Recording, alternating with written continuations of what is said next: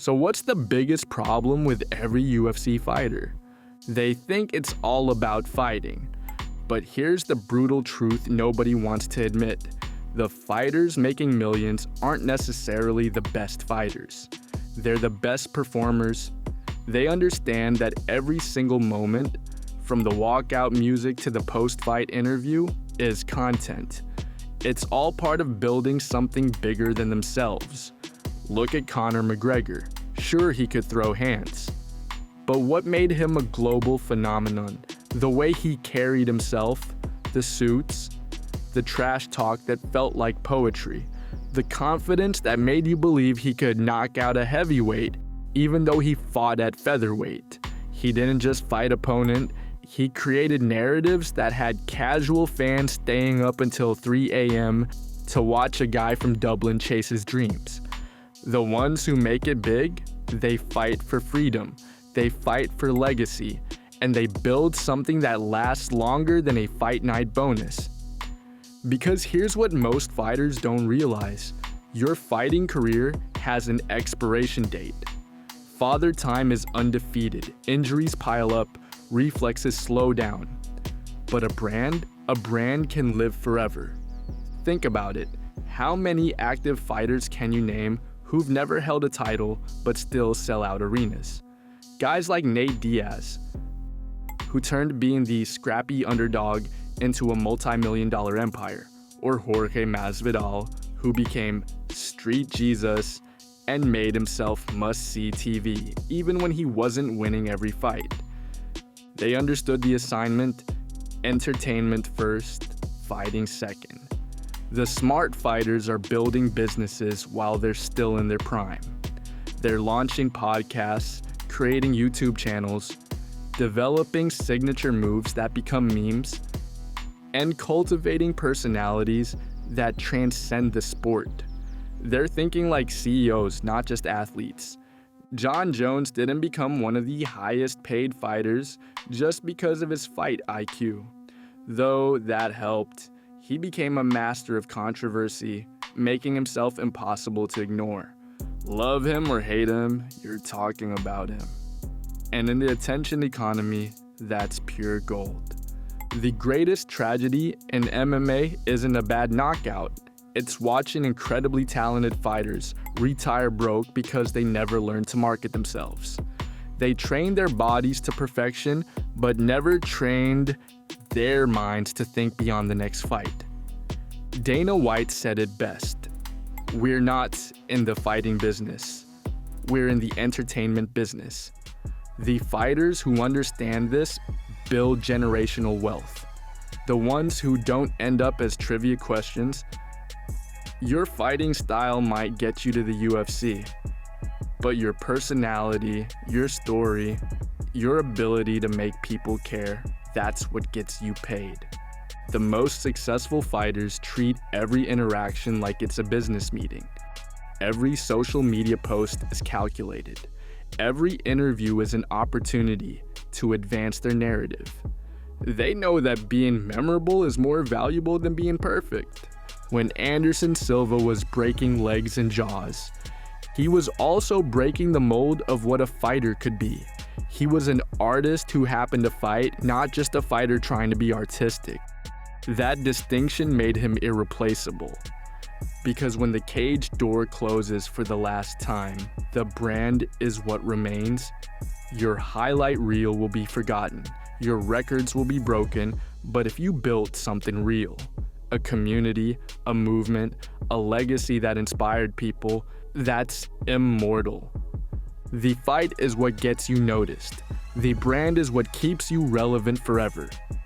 But here's where it gets really interesting. The UFC itself is complicit in the system. They actively promote fighters who understand the entertainment value. Why do you think Chael Sonnen got title shots despite losing fights? Because he could sell a fight better than most champions could defend their belts. He turned press conferences into must-watch television and made people genuinely believe he could talk his way to victory.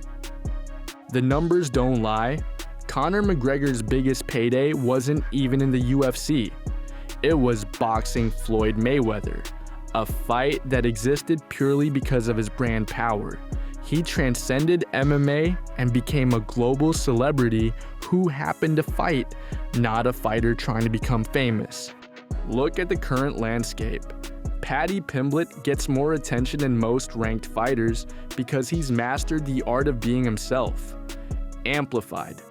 Sean O'Malley built a following by being the most colorful personality in the most violent sport. They're not accidents, they're strategic brand builders who understand their audience. And here's the kicker, social media changed everything. Now every fighter has direct access to millions of potential fans, but most of them post training videos and gym selfies, while the smart ones are creating viral moments, engaging with fans personally, and building communities around their personalities.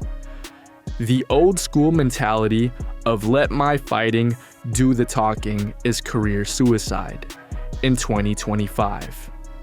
Your fighting might be perfect, but if nobody cares about watching you, you'll make journeyman money, while inferior fighters with better marketing skills get title shots and million-dollar paydays. Think about Derek Lewis. Is he the most technical heavyweight? Absolutely not. But his post-fight interviews became legendary because he was authentically himself. Funny, relatable, and completely unpredictable. My balls was hot became a meme that probably made him more money than most title defenses. The brutal reality is that entertainment value often trumps fighting ability when it comes to matchmaking. The UFC is a business, and businesses follow money. If you can't sell tickets or pay-per-views, your technical skills become irrelevant because you'll never get the platform to showcase them. But here's what separates the legends from the forgotten: authenticity. The fighters who try to manufacture personalities usually fail. The ones who amplify their genuine traits succeed. Nate Diaz didn't create a character, he just refused to filter himself. That realness resonated with millions of fans who were tired of corporate-approved personalities. The international market proves this point perfectly. Khabib Nurmagomedov became one of the biggest stars in UFC history, not just because he was undefeated, but because he represented something bigger than himself. He carried the pride of an entire region and never compromised his values. His brand was built on respect, discipline, and cultural pride, and it made him untouchable from a marketing perspective. Even retirement doesn't end the game for smart brand builders. Khabib's influence grows every year. McGregor stays relevant without fighting. They built empires that operate independently of their athletic performance. The tragedy isn't just financial, it's legacy. How many incredible fighters from the early UFC days can casual fans name? Meanwhile, personalities like Ken Shamrock and Tito Ortiz remain household names decades later because they understood showmanship. The modern fighter's toolkit includes media training, social media strategy, merchandising opportunities, and crossover appeal. They're studying what works in professional wrestling, boxing promotion, and mainstream entertainment. They're collaborating with content creators, appearing on podcasts, and treating every appearance as an audition for their next opportunity. And the payoff is exponential. A fighter with a strong brand can command appearance fees, endorsement deals, movie roles, and business partnerships that dwarf their fighting purses. They become stakeholders in their own success, rather than just employees collecting paychecks. The UFC creates millionaires, but it also creates broke former champions. The difference isn't always talent, it's business acumen and brand awareness. The fighters who understand this don't just train their bodies and study fight film. They study successful personal brands across all industries and adapt those strategies to their unique situations. Your personality is your competitive advantage that nobody can train away. Your fighting style can be studied and countered, but your authentic charisma and unique perspective, that's intellectual property that belongs only to you. The smart money isn't just on who wins fights, it's on who builds sustainable careers that extend far beyond their athletic prime. Because in a sport where one bad knockout can end everything, the fighters with multiple revenue streams and global recognition have already won the most important fight, the fight for financial freedom and lasting relevance. Like and subscribe if you want more breakdowns like this. And remember, in the UFC, the fight is real.